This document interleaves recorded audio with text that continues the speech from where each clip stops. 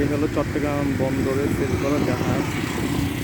কীভাবে দেখুন জাহাজের উপরে কন্টেইনার নিচ্ছে আবার আনলোড করছে। এই হলো বড় বড় ট্যাঙ্কি ট্রেন চট্টগ্রাম বন্দরের।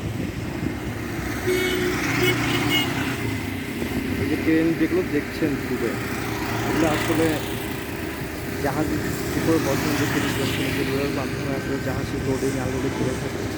এগুলো একটি জাহাজ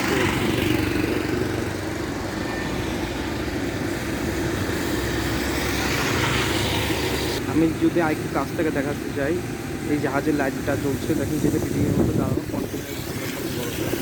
এই পাশে আরেকটি জাহাজ, গাড়ি চলতেছে তো যে কারণে আমি বুঝতে পারছি। এগুলো ট্যাঙ্কি ট্রেন। এই যে সারটা আসলে যেটা মালবাহী ওয়াগন থাকে, ওয়াগনের উপরে কন্টেনার লোড আনলোড এইসব ধরনের কাজ।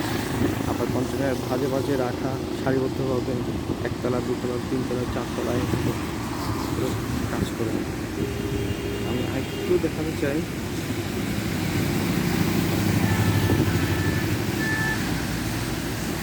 আসলে রাস্তাটা বন্দর কেন্দ্রিক তো, তাই অনেক ব্যস্ত, সবসময় গাড়ি চলাচল করে থাকে। এই রাস্তা কোনো সময় গাড়ি বন্ধ হয় না।